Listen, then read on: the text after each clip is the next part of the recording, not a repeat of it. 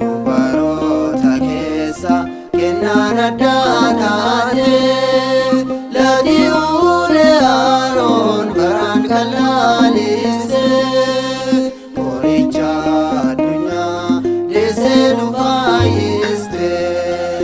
Bulmaata Waaqayyoo Gooftaan si filate dubaroota keessa kennaan addaa taate lati ulee Aroon baraan kan laaliste qoricha addunyaa deessee nu fayyiste.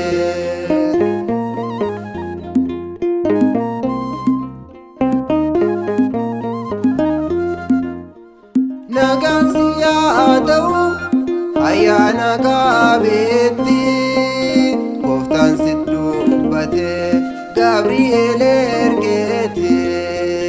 Salomoon si faarse bara Saraajiini kan akka kee dubree tasayyuun jiraane.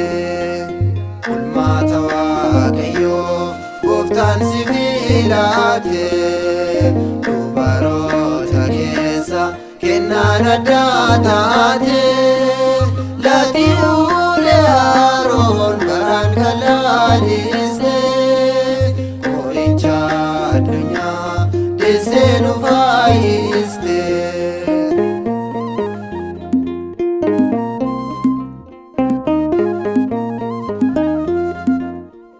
Harmee deessuu Waaqa duumessa Eliyaasi kennaa fannoo jalaa sin faarsaanisi.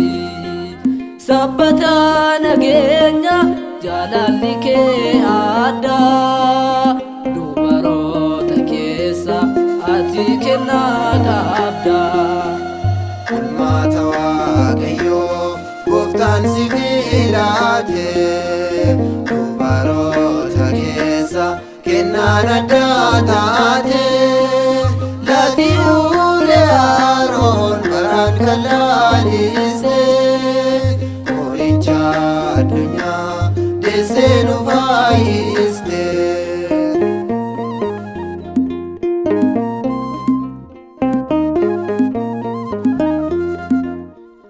Nagaan si gaafadha akka Elsaabeeti Maariyaam si faarsa bagana qabeeti.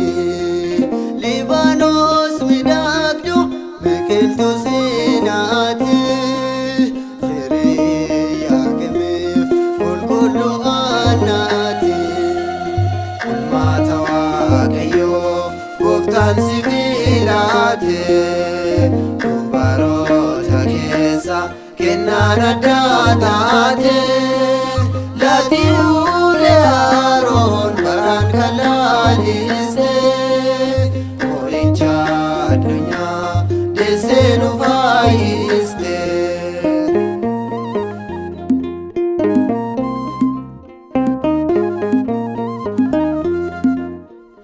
Haadhaan jaaltu abaaboo miidhagdu hundumarra jaala kennaan ati qabdu.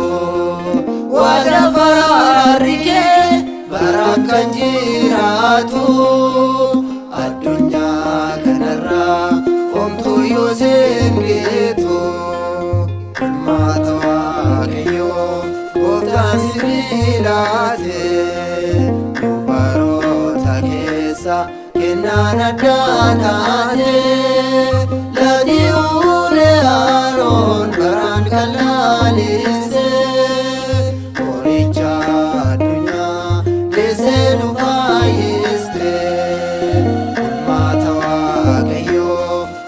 gooftaan si filate dubaroota keessa kennaan addaa taate lati ulee Aroon baraan